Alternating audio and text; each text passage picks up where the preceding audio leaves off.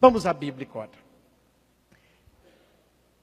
Como que os discípulos entenderam a presença real?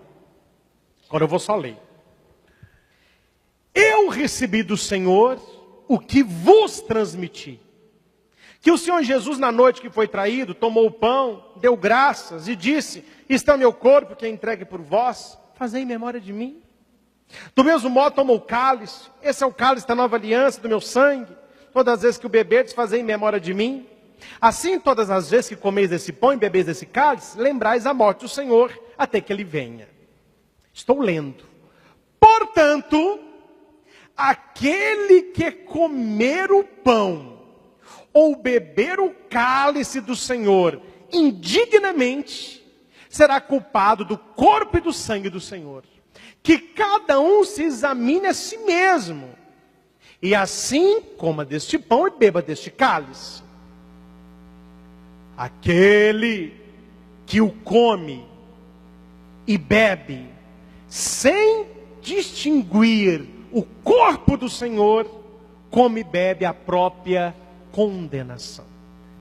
Aqui está claro Paulo dizendo que a comunhão não é símbolo, não é teatro, mas é o corpo do Senhor. E ele está falando, quem não acredita que é o corpo do Senhor, não deve comungar. Porque aquele que come e bebe, sem acreditar que é o corpo do Senhor, come e bebe o quê?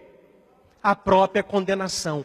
Quem acredita e comunga, salvação. Quem não acredita e comunga, condenação. Ah, mas não é dura a linguagem não? Está na Bíblia. Eu não vou arrancar a parte da Bíblia para agradar você. Está aqui. Aqui está dizendo claramente. Então você leia esse texto para aqueles irmãozinhos que pegam no seu pé, porque muitos não conhecem. E eles não saberão explicar por que a Bíblia fala que a Eucaristia é realmente o corpo do Senhor.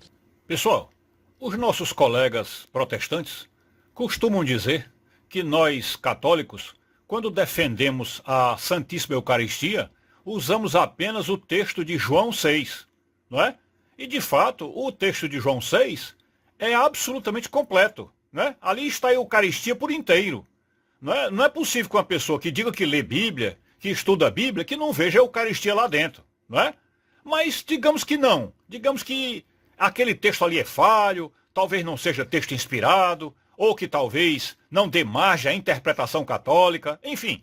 Mas existe um texto, que é o texto da carta de Paulo aos Coríntios, que é o texto que o padre Shankar falou aí no vídeo, que vocês viram.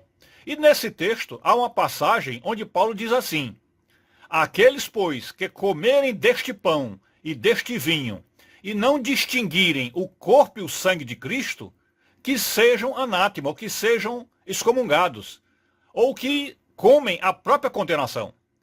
Então, se a ideia é de que você está numa ceia, e você tem que distinguir na ceia a diferença entre o pão e outros alimentos, e o vinho e outras bebidas, então Paulo diz, se você não distinguir aquilo como o corpo e sangue de Cristo, isso daí é comer a própria condenação. Então isto prova que a Bíblia inteira, já vimos aí dois textos, o João 6 e o 1 Coríntios, né, que eu vou já dar o texto aí para vocês, onde há uma menção direta de que ali está realmente a Eucaristia do Senhor, e não apenas um símbolo, mas a presença viva de Cristo no pão e no vinho. É isso.